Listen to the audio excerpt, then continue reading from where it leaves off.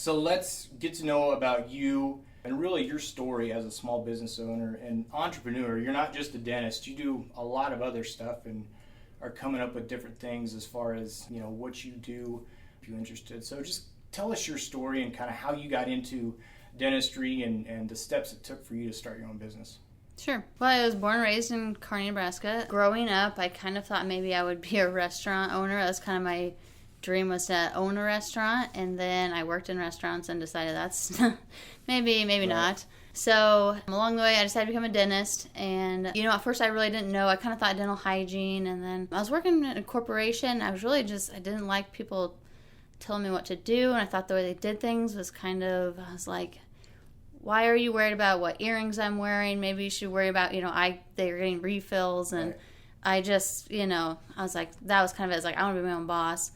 And so I talked to an advisor at dental school, and the dental school advisor came to I was going to UNK, and he really encouraged me. He said, no, you are smart enough, you can do it, you can be a dentist. And, I've always worked hard, but I wasn't super smart, and so I was like, well, I don't think I can be a dentist. And he really just encouraged me, no, you can, like, you're smart enough, you can do it.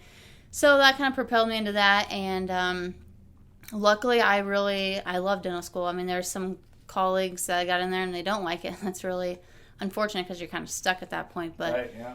Luckily, I loved it. It was a great fit and it's a really good passion. So I graduated in 2016. I wanted to start my own business, but back, 30, 40, 50 years ago, that's what they did. They graduated dental school and they hung up a shingle, as they say, and they went to work. Yep. Well, kind of gone are those days. Most people get out of dental school and they become associates and they just work for people, or maybe they find another dentist and they buy them out. Sure. So that's what I was kind of looking for. I just couldn't really find anything in the area. My husband and I even talked about, maybe moving out of state, but we really kind of liked this area. Finally, I found a job as an associate in Minden Dental Clinic. And that was a great opportunity. I learned a lot. I was able to, looking back, that was great. If I started out as a business right out of dental school, that would have been disastrous for me and my patients, because coming out of dental school, you know a lot, but there's still a ton you don't know. Sure. My years at Minden were great. I was able to focus on just being a dentist, focusing on my patients. My outside time, I could just focus on podcasts and learning and extra education on dentistry and learning how to actually do my craft. Nice. However, that was coming to an end because there was another dentist that was joining us, and that was set from the beginning. I knew that going into it, so I knew it was a short-term thing. I had to find something, and so I was back to kind of square one, trying to find somewhere to buy out, and nothing was really working out.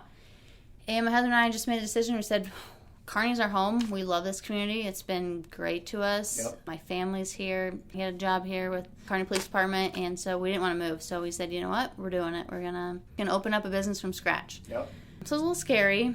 I don't know. I just don't know if I don't have as much fear as other people or what. I just knew that's what I wanted to do. Right. So in January, I made that decision. And then by April, May, we were up and running.